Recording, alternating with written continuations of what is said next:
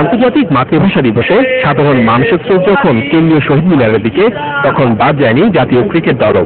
শহীদ মিনারে যেতে পারেনি মাশরাফি সাকিবরা, তবে স্টেডিয়ামের পাশে মিরপুর ন্যাশনাল বাংলা স্কুলে গিয়ে ঠিকই ভাষা শহীদদের প্রতি শ্রদ্ধা জানান টাইগাররা। আমরা প্লেয়াররা যারা আছি আমরা সবসময় পছন্দ করি বাংলা ভাষায় কথা বলতে, এটা খুবই স্বাভাবিক এবং খেলাটাই এমন যেটা হয়তোবা সারা দুনিয়ায় যে ইংরেজির প্রয়োগটাই বেশি থাকে, কিন্তু তারপরে আমরা যেখানে থাকি আমরা চাই সবসময় বাংলা ভাষায় কথা বলতে। এবং এরপর ক্রিকেটারদের গন্তব্য হোম ক্রিকেট।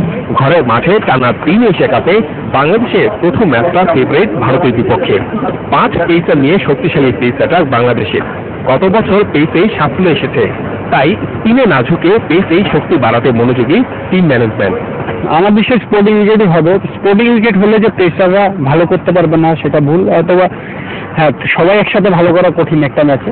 তো আমার বিশ্বাস যে যারাই খেলবে সবাই ভালোটা করতে চাবে। এখন ম্যাক্সিমাম যারা করতে পারবে যে টিমের তাদের অপরচুনিটিটাই বেশি থাকবে। ভাষা শহীদের স্মৃতি আর 21শে ফেব্রুয়ারির আবেগ, এরপর আবার মাঠ ও ক্রিকেট, সব মিলিয়ে ভিন্ন রকম একটা দিন ছিল টাইগারদের জন্য। ভাষার মাসে এশিয়া কাপে ভালো কিছু করে দেখানোর তাগিদ এখন মাশরাফির দলের।